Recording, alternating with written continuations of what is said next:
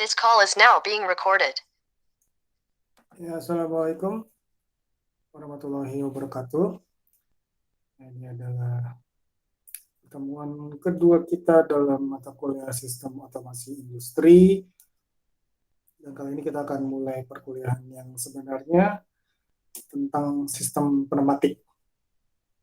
Ya, bagi kalian semua, saya harap sudah menginstal Festo Fleet Sim yang nanti tampilannya akan seperti ini. Saya mau tadi saya share dulu ini.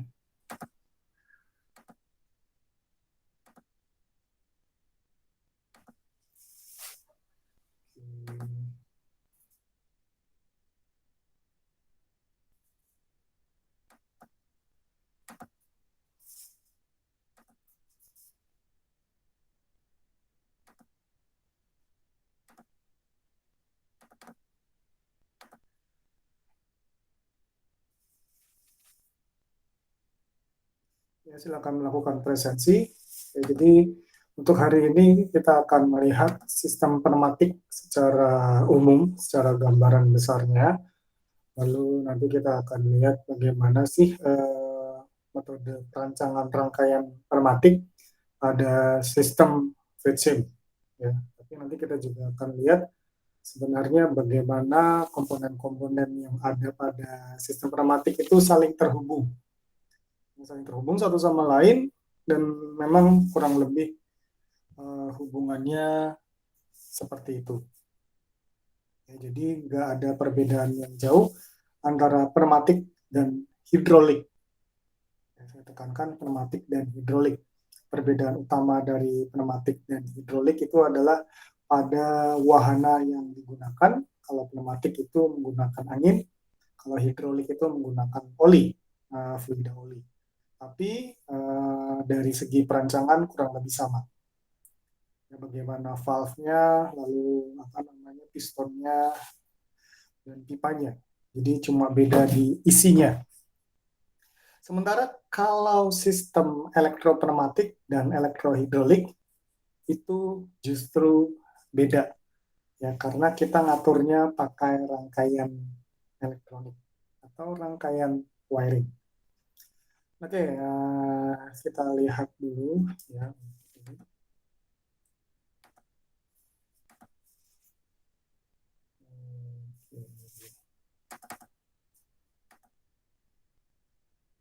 Ini adalah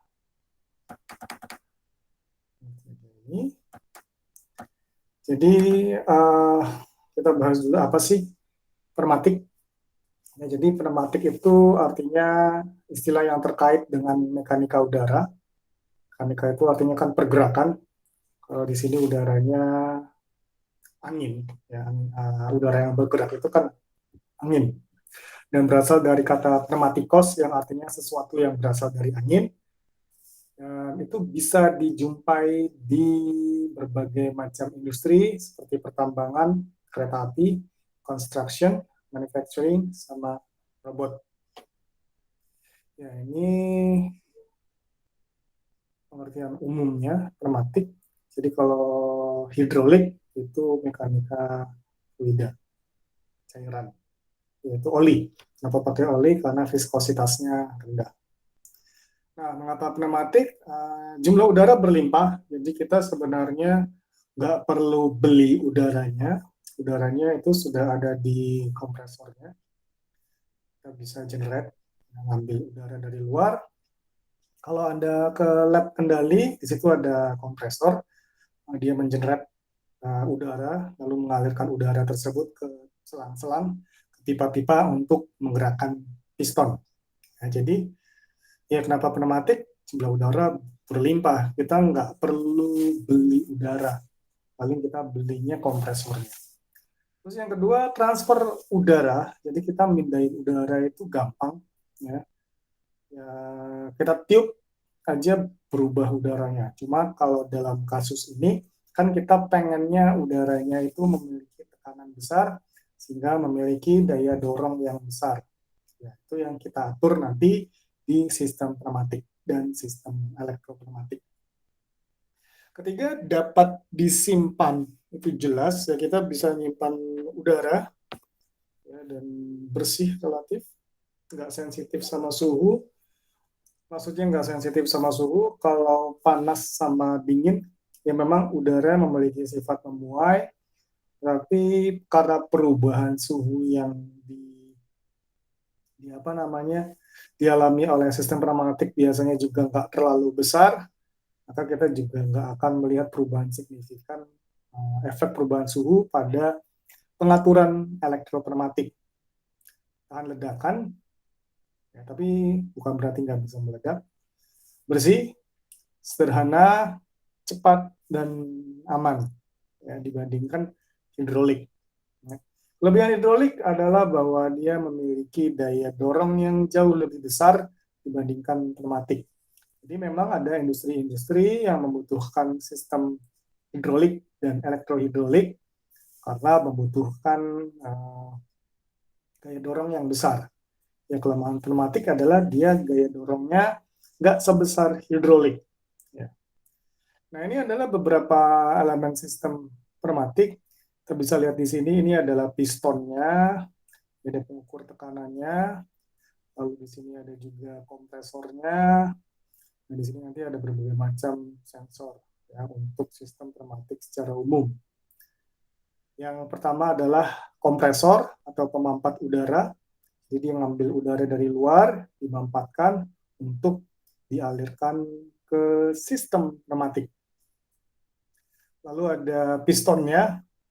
Pistonnya juga ada beberapa contoh. Yang pertama adalah piston single acting cylinder, dan yang kedua adalah double acting cylinder. Jadi secara umum piston pada sistem pneumatik cuma ada dua, single input ya, dan double acting, single acting atau double acting. Ya, kita bisa lihat di sini, ini sebenarnya double acting kalau untuk kasus ini. Nanti kita lihat apa sih bedanya single acting cylinder dengan double acting cylinder. Lalu ada solenoid valve ya, yang prinsipnya mengarahkan aliran udara bertekanan. Kalau si piston ini ya, kalau si piston ini ya, kalau si piston ini dia nggak apa namanya, cuma dibedakan dari beberapa cara, maka untuk solenoid valve-nya, ini saya baru sadar kalau saya ganti-ganti nggak berubah layarnya.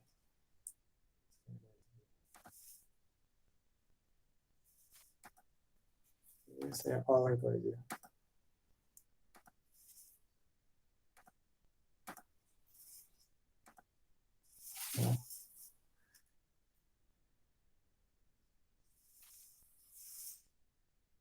Nah, ini kalau misalkan solenoid valve itu ada banyak jenisnya. Ada yang mechanically operated, ada yang pneumatically operated, ada yang electrically operated. Dan masing-masing jenis itu ada bagian-bagian lainnya. Jadi kalau misalkan apa namanya, piston itu cuma dua, ya, double acting cylinder atau single acting cylinder, maka valve itu ada banyak sekali jenisnya. Lalu ada juga regulator control pressure, itu untuk membatasi tekanan udara pada sistem pneumatis, ya, karena bahaya kalau tekanannya nantinya terlalu besar. Ya, lalu ada ya nanti ada contoh-contoh lainnya. Jadi kita bisa lihat prinsip kerjanya. Kompresor itu dia memberikan angin atau aliran udara ke reservoir tank, lalu dia akan menggerakkan silinder maju dan mundur. Ya, kalau misalkan anginnya ngalir ke sini, maka dia akan mendorong piston maju. Kalau misalkan anginnya ngalir ke sini, maka dia akan mendorong piston mundur. Ya, simple. Jadi prinsip kerja sistem pneumatik itu adalah gaya yang disebabkan oleh tekanan udara, ya, Jadi kita bisa lihat itu bisa sampai berapa psi di situ. Yang hubungannya adalah gaya dikali dengan tekanan dikali dengan satuan luas. Jadi gaya itu adalah tekanan dikali luas. Jadi kalau misalkan tekanannya makin besar, maka gayanya makin besar. Tekanan besar itu biasanya berbentuk hidrolik, bukan pneumatik. Tapi untuk kasus ini kita ambil kasus-kasus pneumatik saja. Nah ini contoh pistonnya. Ya, sebenarnya ada banyak, bukan hanya single acting sama double acting, tapi secara umum dibagi menjadi sistem single acting dan double acting. Nah, di sini yang single acting dia maju cuma berdasarkan dari satu input. Lalu ada double acting single ended, double acting double ended. Ya, jadi kalau double acting single ended itu berarti dia cuma satu arahnya, yang maju atau yang mundur. Kalau misalkan double acting double ended itu ketika yang satu maju yang lain mundur, ketika yang satu mundur yang lain maju. Ada juga spring return, itu dia menggunakan pegas. Jadi kalau misalkan nggak dapat supply udara di sini, dia akan mundur sendiri. Nah ini adalah berbagai macam jenis valve. Dan seperti saya bilang, masing-masing terbagi menjadi 3 bagian. Mechanically operated, yang ditekan menggunakan prinsip mekanik, jadi nggak membutuhkan arus listrik, jadi tekannya pakai tangan biasa. Lalu ada juga yang pneumatically operated, dia mengubah posisi dari chambernya atau ruang di dalam Slonet valve-nya itu menggunakan angin. Ya, jadi dia ngaturnya pakai angin. Kalau mechanically operated itu ngaturnya pakai tangan, tekan tombol atau enggak, itu mechanically operated. Lalu ada juga yang ketiga, electrically operated, itu dia ngaktifinnya pakai listrik, walaupun listriknya diaktifkannya juga pakai tangan. Nah, masing-masing dari bagian itu, baik yang pneumatically operated, mechanically operated, ataupun yang electrically operated, itu dibagi lagi menjadi bagian seperti ini. Ya, ada yang 2/2-way valve, normally open position, 3/2-way valve, normally closed position, 3/2-way valve, normally open position, banyak sekali. Tapi di sini ada kesamaannya, yaitu ada kamar atau chamber dan ada panah. Ya. Kamar, chamber, dan panah. Sebenarnya pengertiannya seperti apa? Pengertiannya adalah angin mengalir, kalau dari gambar 2/2-way valve, itu dari 1 ke 2. Ya, jadi dia ngalirin angin dari 1 ke 2. Kalau misalkan yang 3/2-way valve, itu dia kalau posisinya seperti ini, angin akan mengalir dari 2 ke 3. Tetapi ketika kita mengubah posisi kamar, karena mungkin kita tekan tombol atau mengaktifkan angin untuk sistem yang pneumatically operated, atau mengaktifkan push button untuk sistem yang electrically operated, maka kamarnya atau chambernya akan bergeser. Ya. Jadi ketika suatu keadaan aktif, chamber ini akan bergeser, sehingga angin yang tadinya mengalir dari 2 ke 3, itu jadinya ngalir dari 1 ke 2. Nanti kita akan lihat di simulasi flight sim, ya, maksudnya seperti apa. Demikian juga yang 3/2-way valve, normally open position. Kalau kondisi seperti ini, dia awalnya mengalirkan angin dari 1 ke 2, tetapi ketika kita aktifkan suatu kondisi lain, maka angin akan mengalir dari 2 ke 3. Jadi dia tergantung dari posisi kamar. Ya, kalau misalkan 4/2-way valve, itu keadaan awalnya angin mengalir dari 1 ke 2 dan dari 4 ke 3. Tapi begitu kondisi berubah, kamarnya bergeser atau chambernya bergeser, maka angin mengalir dari 1 ke 4 dan dari 2 ke 3. Itu ya. Jadi maksud panah itu seperti itu, dia menentukan arah pergerakan angin. Sehingga ini ibaratnya kayak selang yang terhubung kemana yang akan mendapatkan suplai angin. Di contoh yang ini 5/2Y, awalnya angin mengalir dari 1 ke 2 dan 4 ke 5. Ketika digeser, nanti akan mengalir dari 2 ke 3 dan 1 ke 4. Nah, lalu ada juga 5/3Y valve mid position closed. Itu artinya dia kondisi awalnya tidak mengalirkan angin kemana-mana, tapi kalau kondisi 1 aktif, dia ngalirin angin dari 4 ke 5 dan dari 1 ke 2. Kalau kondisi 2 aktif, dia ngalirin angin dari 2 ke 3 dan 1 ke 4. Oke, mungkin ini mulai agak sedikit membingungkan. Ini maksudnya apa? Jadi kita langsung mulai saja fleet sim-nya, ya. Jadi bagi yang sudah ada di depan laptop, itu bisa buka ini. Ya, saya kasih kesempatan mungkin sekitar 3 menit ya untuk buka ini. Jadi biar jelas ini apa sih maksudnya. Tapi saya akan kasih keterangan ya. Jadi di sini ada pneumatik. Ini adalah kompresor. Ya, kompresor itu artinya dia yang memberikan suplai angin. Jadi yang bentuknya paling kecil di sini ini gambarnya paling besar. Ini gambarnya. Kalau yang dari Vesto di lab bukan buatan Vesto tapi mirip. Oke, saya ini dulu. Ya, saya stop dulu. Ini. Oke, jadi silakan dibuka fleet sim-nya. Lalu coba-coba sendiri. Ya.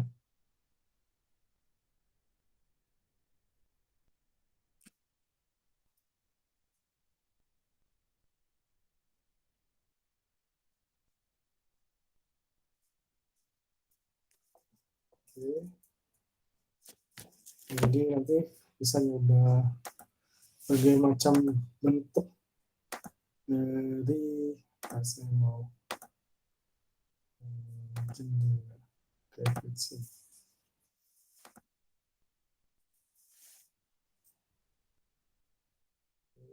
Kita lihat. Ini kalau mau buka file baru ini new, ya. Kita lihat di sini. Di sini ada banyak sekali pilihan, ya. Di sini ada banyak sekali pilihan dan sebenarnya tiap bagian ada fungsinya masing-masing. Ini adalah bagian supply elemennya. Yang paling sering kita pakai adalah yang segitiga kecil ini.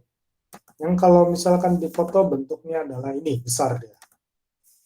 Lalu ada air service unit ya untuk ngatur tekanan regulator. Jadi yang di sini gambarnya besar tapi aslinya kecil.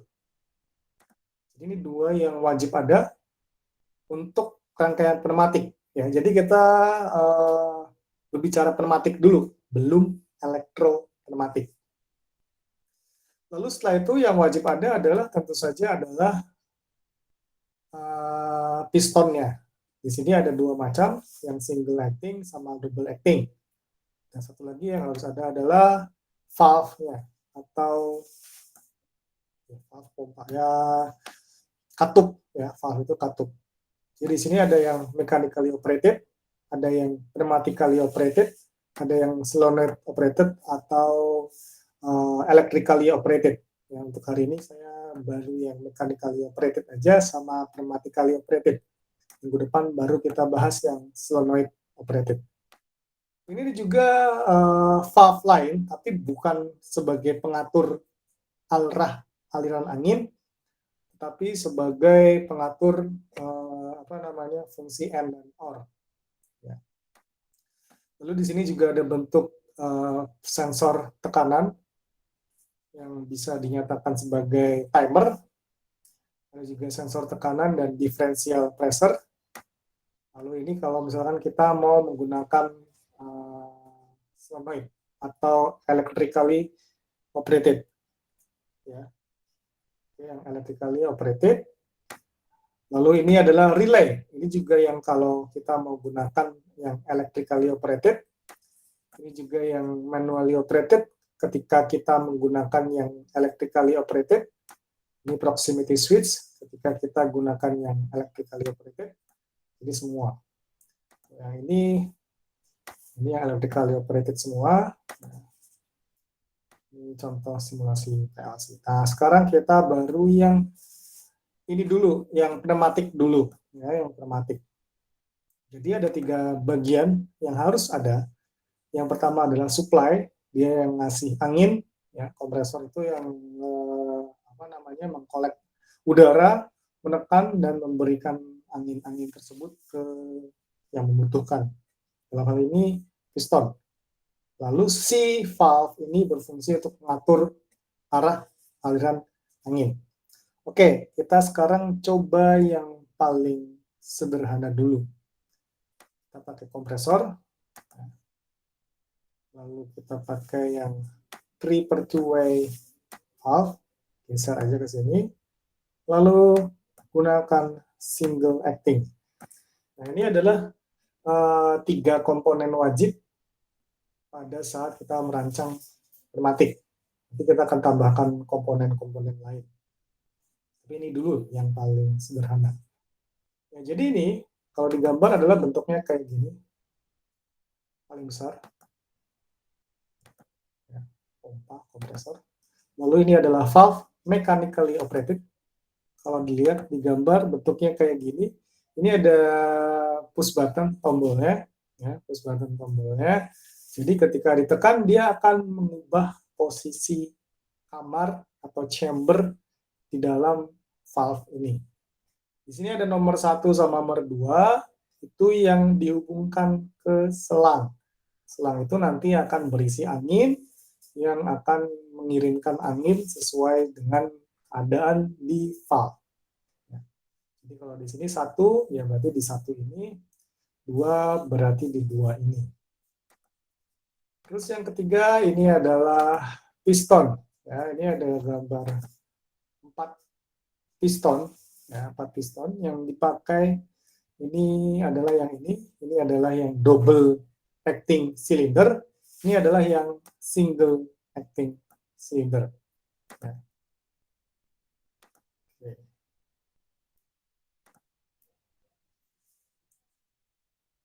Oke, dan kita lihat cara menghubungkannya adalah seperti ini. Jadi kita tarik. Ya, jadi ini kan ada hijau-hijau nanti. Jadi ketika di highlight, dia kayak ada lambang bulatan target. Ya, kita tinggal seret ini ke sini. Sama juga dua.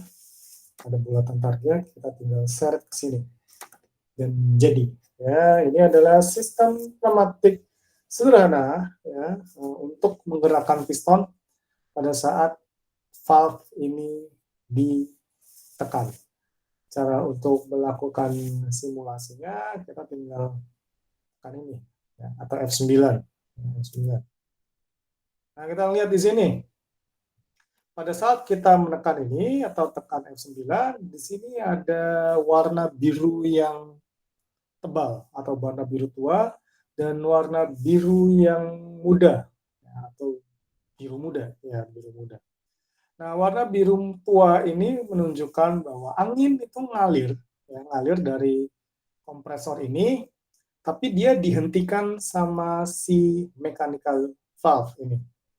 Jadi valve ini dia memberhentikan angin. Kita bisa lihat di sini dia kayak tersumbat di sini ya. Kalau misalkan di zoom, nah, itu buat lebih besar. Ini kan kayak ada yang menyumbat. Kenapa? Karena memang dia berhenti sampai situ. Jadi ini anginnya dari si kompresor ngalir masuk ke valve mechanically operated ini, lalu berhenti di sini. Ya, lalu bagaimana cara memberikan si angin tadi? Karena berhubung dia ingin menggerakkan piston ke sini, ya kita tinggal tekan ini. Nah, pada saat ditekan ini, posisi chamber atau kamar di dalam valve berubah.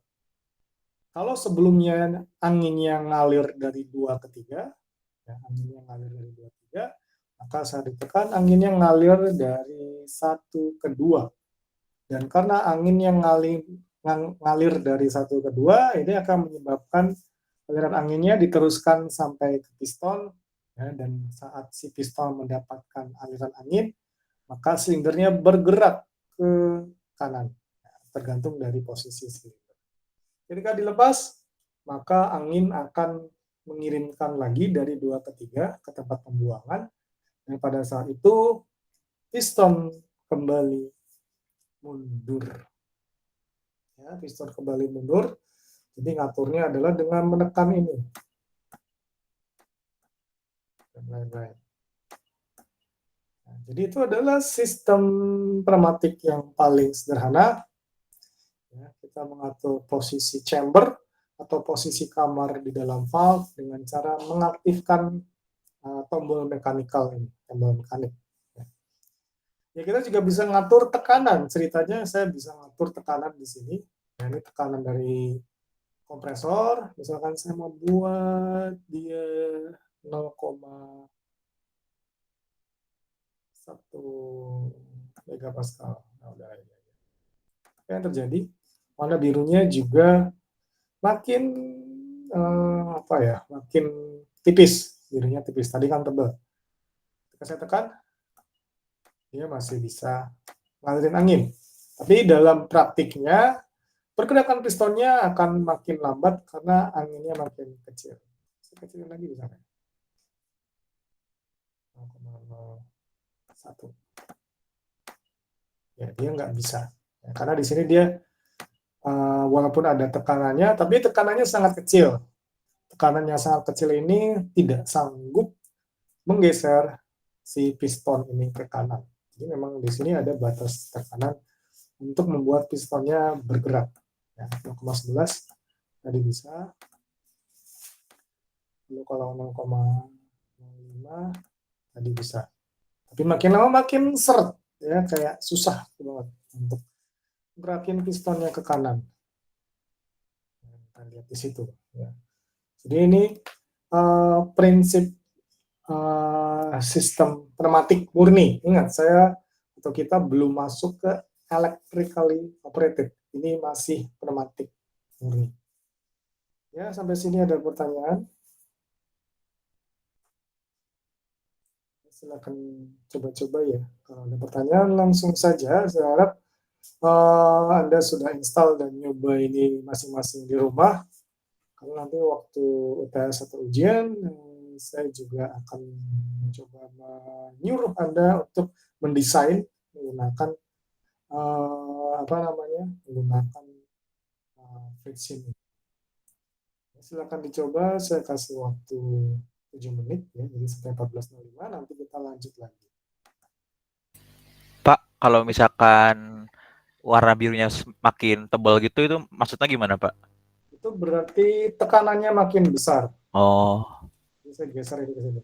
Ini kan tebal banget ya. Jadi kalau misalkan dipraktikan di lab, ini langsung jebuk. Ya. Jadinya kasih tekanannya besar banget.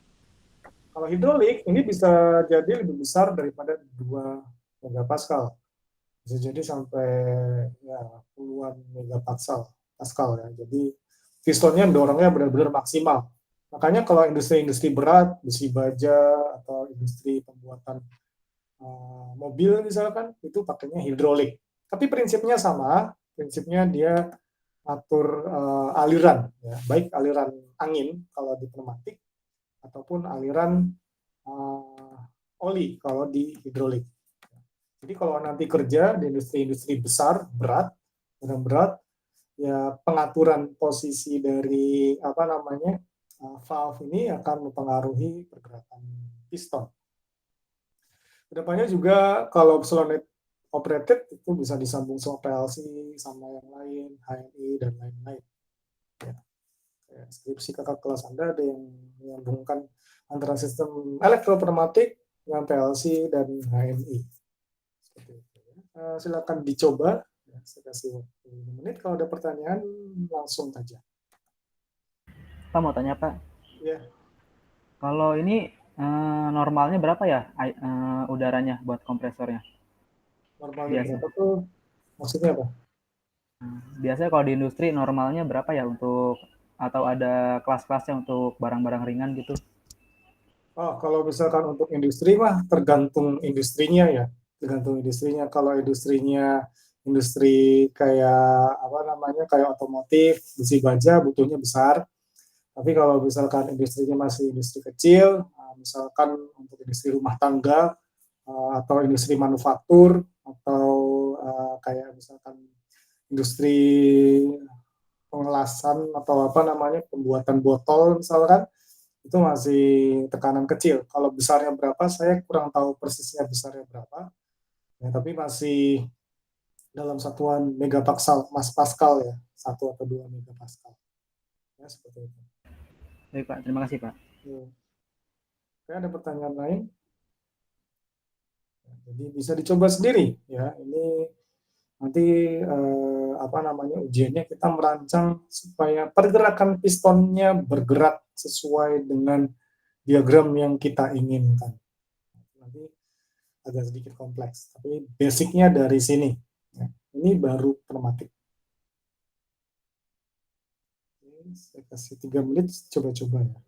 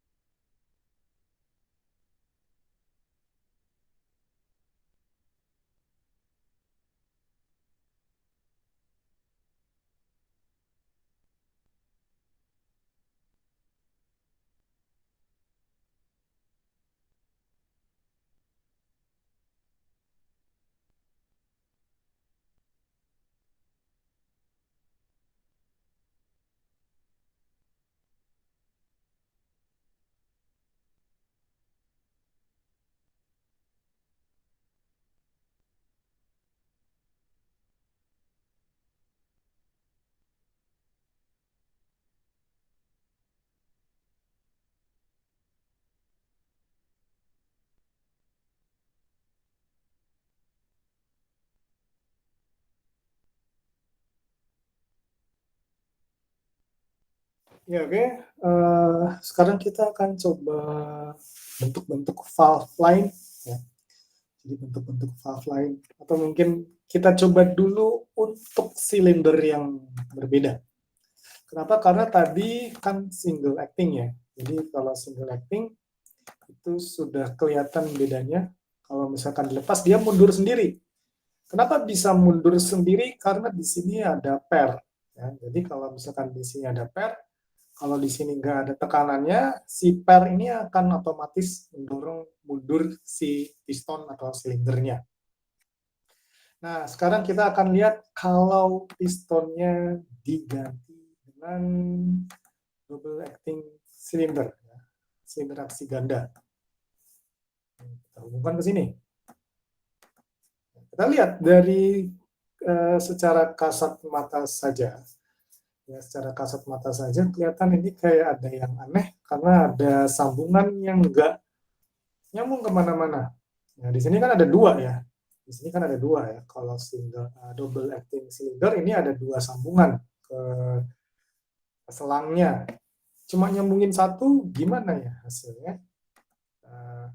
Ini biasanya ada peringatan ya kalau misalkan ada yang kayak nggak sesuai. Oke, kita start aja. Nah, ini masih jalan ya. Jadi si angin ini dia akan ngalir dari satu ke dua dan mendorong piston ini ke kanan. Ketika dilepas, dia nggak mundur. Kenapa? Karena di sini dia nggak dapat tekanan angin. Kenapa bisa nggak dapat? Karena dia nggak dihubungin kemana-mana. Kalau yang tadi, yang single acting, walaupun dilepas, dia bisa mundur sendiri karena ada pairnya. Ini gambar pairnya, ini yang gambar naik turun itu ya. Ini kan pair. Kalau di sini nggak ada pairnya. Sehingga untuk memundurkan si piston, kita butuh satu lagi valve. Nah, seperti ini. Kita masih menggunakan 3/2Y, ya, 3/2Y, normally closed. Ya, normally closed. Jadi agak sedikit berbalik dengan pengertian normally closed kalau di PLC atau wiring. Normally closed di sini artinya normalnya ketika nggak diapa-apain, dia nutup. Nutup itu malah nggak ngalirin apa-apa. Oke, kita sambung kayak gini. Ya. Kita sambung kayak gini. Jadi sama-sama berasal dari kompresor yang sama. Ya. Yang satu ngalir ke mechanical valve 1, 3/2Y valve normally closed. Satu lagi juga sama, 3/2Y normally closed. Ya. Ketika kita simulasikan, F9, saya tekan ini, dia mundur. Dia maju. Saya tekan ini, dia mundur. Jadi gini ya. Kita bisa lihat, kita bisa atur pergerakan double acting cylinder ini dengan input dari dua tempat.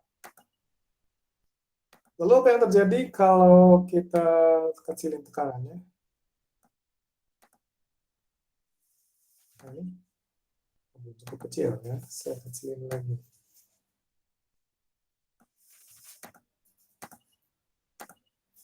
Nah, ini kelemahannya adalah kalau bentuknya kayak gini, kadang-kadang suka nyangkut di tengah-tengah si pistonnya, jadi kayak nggak bisa maksimal. Ya, jadi itu kelemahan sistem ini. Jadi nggak sampai mentok. Gerakin pistonnya nggak sampai mentok maksimal. Padahal kadang-kadang dalam dunia industri ya kita butuh kasih power ke pistonnya secara maksimal. Ini kelemahan dari bentuk konfigurasi seperti ini. Oke, lalu mungkin kita akan lihat bagaimana kalau desainnya kita buat seperti ini ya. Jadi kita buat yang single acting dulu. Tapi pakai yang normally open. Yang normally open. Lalu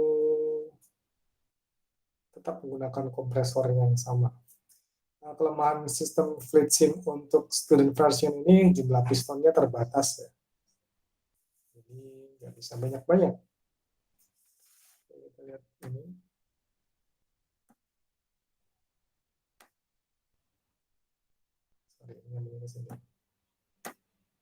Nah, kita lihat. Apa yang terjadi? Jadi kita fokus yang di sini ya. Ini tadi sudah. Jadi apa yang terjadi ketika saya aktifkan F9? Jadi belum apa-apa si piston yang sebelah kanan itu sudah maju. Karena posisi awalnya itu ketika si valve ini tidak diaktifkan, ya, tidak ditekan, udara langsung mengalir dari satu ke dua. Ya, yang ini ya. Sorry, saya kasih lihat. Ini kan sama persis ya. Jadi dia langsung ngalir dari satu ke dua.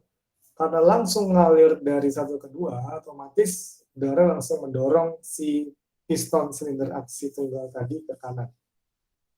Lalu bagaimana cara mundurinnya? Cara mundurinnya malah ditekan ya.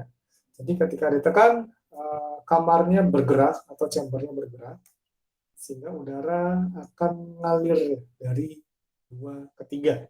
Di mana 3 itu adalah tempat pembuangan angin. Ini kembali ke tadi. Kalau di sini kan kita tekan, dia maju, kan dia mundur. Kalau ini belum ditekan, belum apa-apa, udah maju. Oke, ada pertanyaan?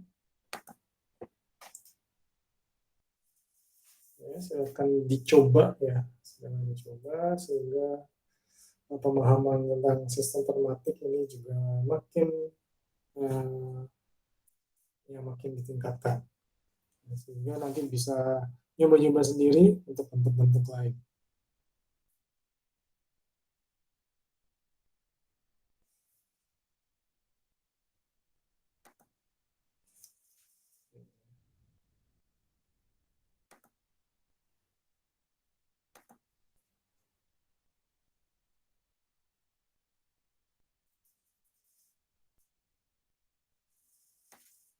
Pak, kalau untuk yang single action berarti cuma sekali kita push gitu nggak bisa balik lagi ya, Pak? Jadi cuma sekali aksi doang gitu ya, Pak? Dia cuma bisa diaktifkan dengan cara mengaktifkan satu tempat ini. Jadi apa namanya? Kalau misalkan double acting kan bisa diaktifkan dari 2 tempat, 2 bagian, di sebelah kiri sama sebelah kanan. Kalau single acting cuma satu, itu pengertiannya. Jadi Oke, Pak. apa namanya? Dia tetap bisa maju mundur, cuma maju mundurnya diatur dari satu tempat, dari satu selang. Kalau digambar kayak gini. Tempat ini nih, ini kan dia cuma nyambungin selang ke bagian sini saja. Kalau nggak disambungin, dia otomatis kembali ke posisi semula. Tapi tergantung dia disambungkan dengan valve. Ya. Jadi bisa dilihat perbedaan double acting sama single acting di sini.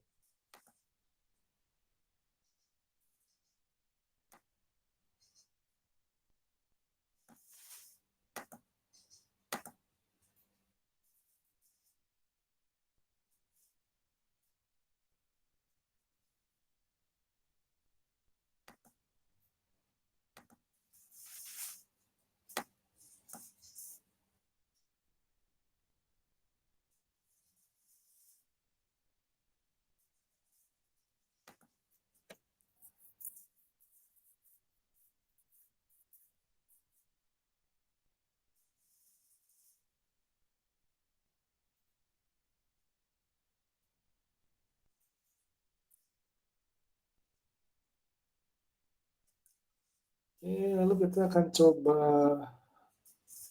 Jadi ini sebenarnya udah sudah merepresentasikan bagaimana sih perbedaan dari double acting ya, yang berasal dari 2 input dan single acting. Nah, tadi kita udah lihat bahwa sebenarnya pergerakan pistonnya itu tergantung dari tekanan angin. Tapi bagaimana kalau misalkan saya ingin mengatur tekanan angin di tempat yang berbeda? Nah, maksudnya apa? Maksudnya dia maunya dapat suplai angin besar, tapi di piston 1 suplainya kecil, di piston 2 suplainya besar. Ya, kita pakai one way flow control valve. Ya, jadi di sini, lihat di sini, ini ada supply elemen, aktuatornya itu adalah piston, lalu ada valve yang mechanically operated, pneumatically operated, sama solenoid operated. Lalu setelah itu ada pengatur kecepatan angin, yaitu one way flow control valve. Pakai ini. One way flow control valve. kita taruh di sini, kita delete. Nah, kita rotasi ya biar enak. Kita akan coba rotasi dalam berbagai posisi.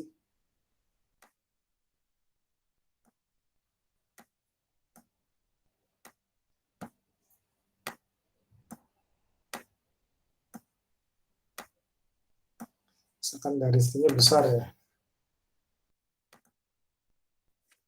9. Ini saya kasih besar. Di sini saya kasih kecil.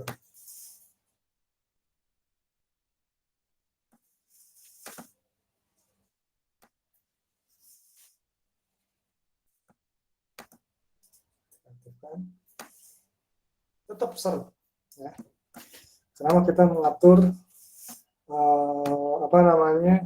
tekanan yang masuk ke piston? Jadi di sini walaupun si kompresor itu kan udah ngasih tekanan besar sekali ya. Contohnya yang di sebelah kanan ini dia langsung berdebuk ya, langsung menggerakkan piston dengan maksimal kanan. Tapi ketika kita menambahkan one way flow control valve, kita bisa mengatur kecepatan angin atau tekanan angin yang masuk ke piston, walaupun dari kompresornya besar. Kenapa? Karena bisa jadi ya, di industri, misalkan industri pembuatan botol, misalkan kan kita ngecap kayak ada sistem otomatis ngasih tekanan di cupnya buat tutup botol, sama ngasih cap di botolnya ya. Jadi contoh sistem pneumatik, ada yang ngasih tutup botol, ada yang ngasih merek. Kalau yang ngasih tutup botol, dia butuh tekanan besar karena kan butuh nekan ke tutupnya itu kan harus masuk ya ke tutup botolnya. Jadi butuh tekanan besar. Sementara kalau yang ngasih merek itu jangan besar-besar tekanannya. Kenapa? Karena kalau terlalu besar nantinya pecah si botol. Tapi dia mau berasal dari kompresor yang sama, karena kalau beli kompresor banyak mahal.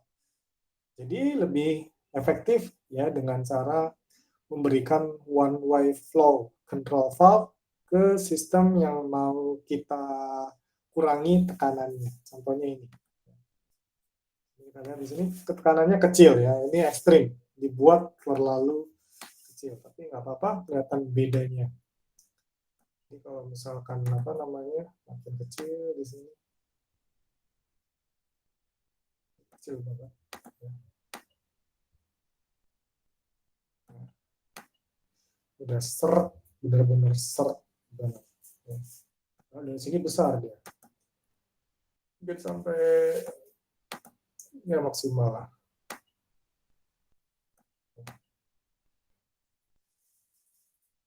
Nah, kita lihat di sini dia brutal gitu. Langsung. Ya, jadi kita bisa atur tekanannya menggunakan one way flow control valve.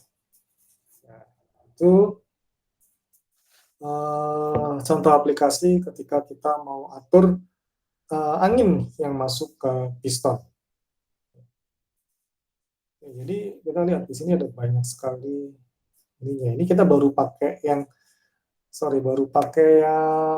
3/2 way valve yang normally close dan yang normally open. Di sini ada 1, 2, 3, 4, 5, 6, 7 tipe lainnya. Dan kalau di dunia real ada banyak juga tipe yang lain. Ini sebenarnya prinsipnya sama, cuma di sini dia ngaturnya pakai kayak kayak selektor, ya, selektor gini, jadi bukan push button, mirip sebenarnya. Ini juga sama pakai selektor. Kalau yang ini dia pakai limit switch, ya. Jadi nanti bisa diatur seadanya limit switch-nya terkena piston. Ya, jadi ini bisa ditaruh di ujung piston atau ujung slider. Ketika kena, apa yang terjadi? Ini kayak semacam penanda bahwa oh ini posisi pistonnya sudah di sini. Ya. Ini juga yang seperti ini. Ini nggak ada gambarnya. Yang pressurizing valve juga kayaknya seperti ini, jadi dia mengatur tekanan. Nah, ini yang mechanically operated. Ya. Mechanically operated artinya diatur pakai saklar. Sekarang kita balik ke PowerPoint ya.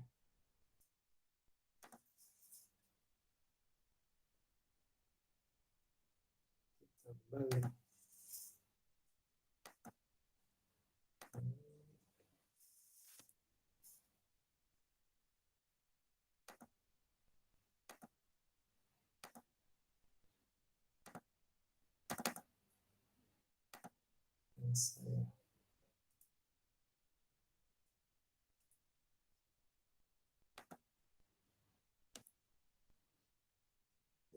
Kayak nggak otomatis ya kalau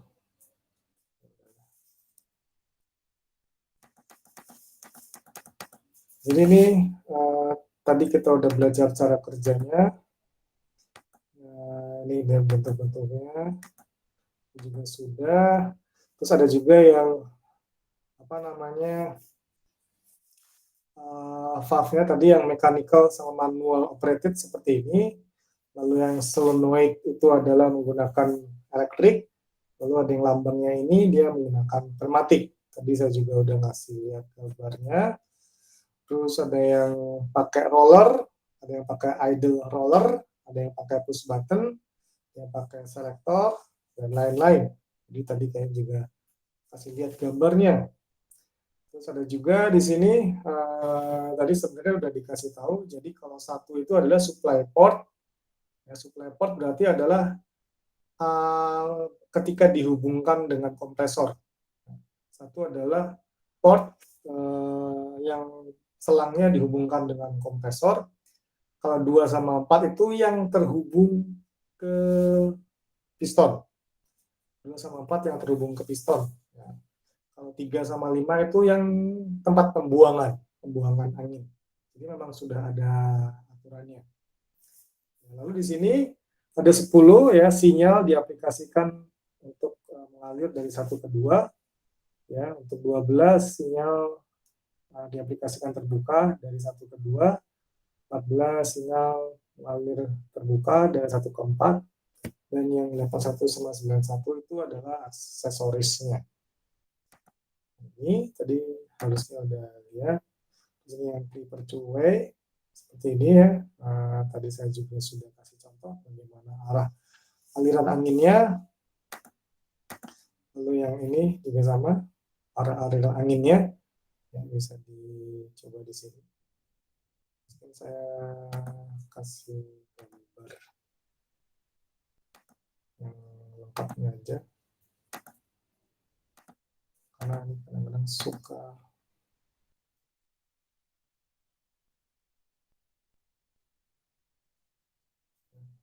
nggak otomatis gambarnya.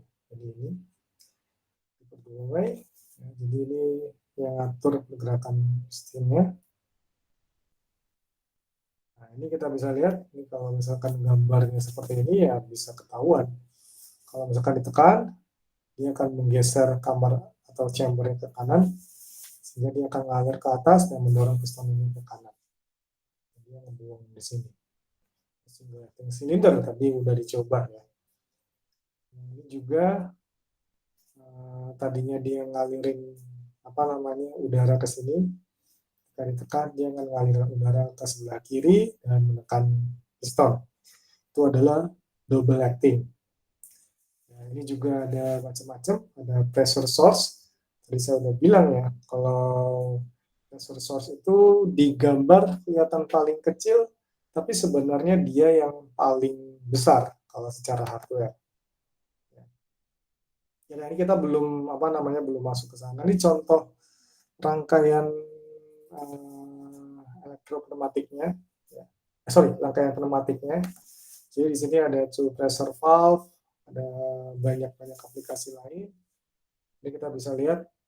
Ini contoh contoh bagaimana kita merancang sistem otomasi menggunakan pneumatik. Ini ada pressure. Ada air regulator, di sini juga ada mechanical operated valve. Ini roller semua.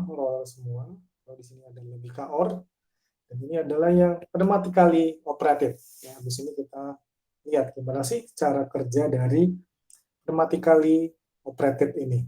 Ya, jadi ini sebenarnya ini masih simple, ya, belum yang susah. Yang lebih susah dari itu banyak. Ya, jadi kita bisa lihat contoh aplikasi control valve-nya. Jadi dengan menekan push button, piston akan mendorong barang ke depan dan dilepas maka pada posisi awal. Nah, jadi ini apa namanya? Kalau misalkan mau buat skripsi kayak gini, susahnya malah bikin hardware-nya sih. Kalau dari analisis diagram langkahnya mudah. Nah, jadi ya silakan kalau mau buat skripsi kayak gini. Saya lebih suka kalau skripsi itu mengaplikasikan algoritma. Kalau kayak gini algoritmanya gampang, cuma hardware-nya yang susah ngatur ini.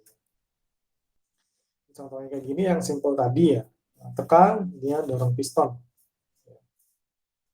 Ini bisa juga kalau misalkan mau membuat pistonnya, ini kan piston, atur ke sini posisi 1 dan posisi 2, ini juga bisa. Jadi saya bisa buat skripsi juga dan tambahin sensor. Kalau kena sensor ini dia dorong, kalau nggak kena dia mundur. Jadi untuk memisahkan barang. Ya. Nah, aplikasi sistem pneumatik atau elektropneumatik untuk pemisah barang. Ya, bisa. Cuma sekali lagi, tantangannya adalah bikin alatnya. Ya. Algoritma mudah. Nah, ini juga aplikasi gambarnya. Sini, jadi ada berbagai macam posisi di sini. Posisi 1 sama posisi 2. Juga aplikasinya untuk control valve, jadi bisa menggunakan double acting cylinder dan mengubah track conveyor. Ya, kalau buat skripsi lagi beratnya adalah di rancangannya. Dan ini contoh aplikasi ketika kita menggunakan yang pneumatically operated. Ya. Tadi kita lihat apa sih kelemahan dari fully mechanic. Nah, kita sekarang masuk lagi ke sistem ini. Ya, ini saya hapus ya. Hapus yang ini. Nah, saya pengen ngasih tahu apa sih salah satu fungsi dari yang pneumatically operated. Seperti kita lihat ya, ini ya, kelemahannya adalah saya ingin pistonnya maju tapi lambat. Pistonnya maju tapi lambat. Kenapa? Karena saya mau ngasih cap ke botol. Kalau pistonnya cepat, nanti salah-salah malah retak botolnya. Tapi kalau saya mau lambat, bukan berarti saya harus tekan terus-menerus kan. Ini nggak masalahnya. Saya tekan sebentar aja, nggak mundur. Harus ditahan terus-menerus. Terus terang ini menyebalkan ya, karena harus ditahan terus. Dan ditahan. Tentu saja ini nggak praktis. Nah, saya akan kasih lihat apa fungsi dari pneumatically operated piston. Pneumatically operated valve. Kita tambah ini di sini ya. Jadi ini bedanya dengan yang mechanically operated.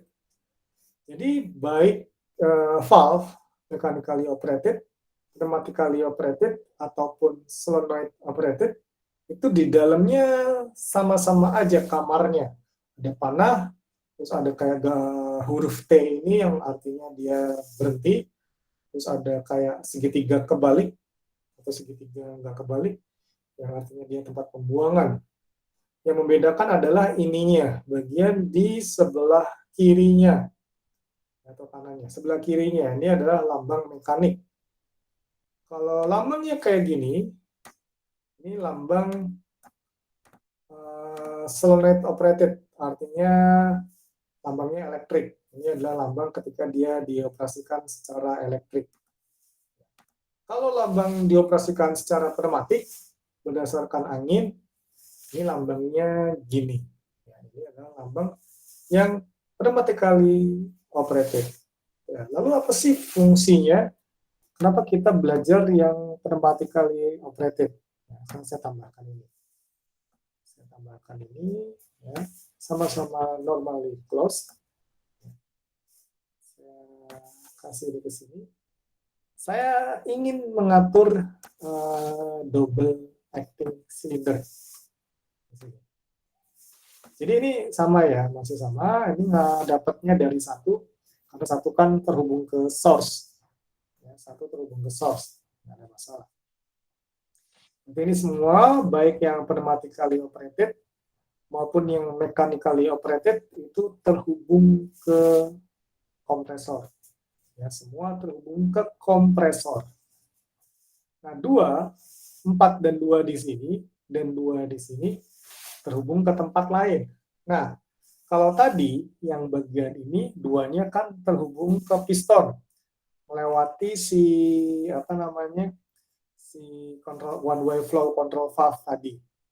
Saya tambahin lagi one way flow control valve yang di sini. Jadi saya mau pengen ngelihat, kasih tahu bedanya apa sih bentuk yang sebelah kiri dan yang sebelah kanan.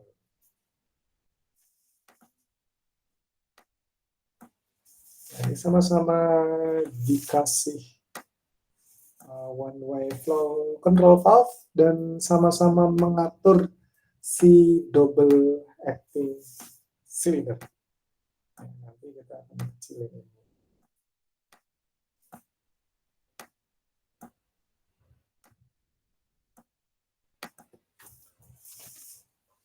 Oke, kita lihat seperti ini. Lalu ini kan tadinya kehubungnya sama si piston. Nah, ini dalam kasus ini dia dihubungkan ke bagian kiri dari pneumatically operated. Artinya apa? Ketika saya mengaktifkan mechanically operated yang normally closed ini, dia akan ngirim angin ke si valve, bukan ke piston, tapi ke si valve. Ini juga sama. Ketika ditekan, dia ngirim anginnya ke si valve. Sini. Jadi valve ini, yang pneumatically operated itu dapat 3 suplai angin. Yang pertama, yang masuk ke satu, dia dari source-nya langsung, dari kompresornya langsung. Terus yang kedua, yang bagian kiri, dia dapat supply dari mechanically operated, yang di sebelah kiri. Sementara yang bagian kanan, dia dapat supply dari yang mechanically operated, yang sebelah kanan. Lalu bedanya apa? Kita kasih lihat di sini. Ini sama, saya atur seiprit ya, 0,8, jangan terlalu kecil juga. Takutnya nanti malah nggak jalan. Terlalu kecil. Yang segini ya. Sekarang kita akan coba ya. Ini sama-sama saya mau ngatur si si piston. Yang ini gini. Tekan sebentar. Nyangkut. Nggak sampai maksimal. Kalau yang ini, tekan sebentar. Dia akan bergerak maksimal. Karena apa? Begitu si mechanically operated ini dia ngasih angin ya, ke sini. Walaupun dia mundur lagi, tapi si pneumatically operated ini dia udah dapat sinyal, oh saya sudah ngasih angin sedikit ke sini, dan dia langsung bergerak dan bertahan di situ. Sama ketika saya aktifkan yang sebelah kanan, bentar aja.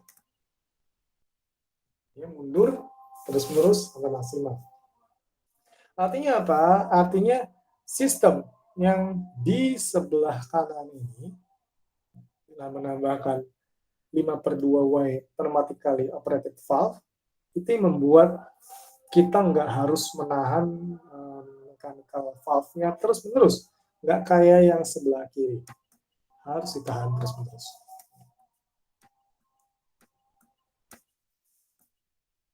Ini tahan terus-menerus. Kalau ini tekan dikit, lepas. dia akan maju sampai maksimal dengan bergerak perlahan-lahan. Saya mau iseng lagi nih, saya buat lebih kecil lagi, 0, sekecil-kecil yang mungkin lah. 0,04 coba bisa nggak? Kalau terlalu kecil bisa jadi nggak bisa. 0,004 bikin seret-seretnya. Nggak bisa nggak? Bisa. Jadi apa namanya, dia tetap maju sampai maksimal walaupun seret, susah, payah, kayak berdarah-darah gitulah si pistonnya mau maju kayak seret, tapi tetap dia majunya sampai maksimal. Ya. Betapa berjuangnya si piston untuk sampai maksimal. Sama seperti saya tekan ini, dia akan mundur sampai minimal walaupun udah dilepas lagi. Kenapa? Karena saya tambahkan ini. Bagian ini cukup ajaib, cukup sakti, sehingga bagian apa namanya maju mundurnya ini bisa membuat pergerakan sampai maksimal. Oke, silakan dicoba. Kalau ada pertanyaan langsung.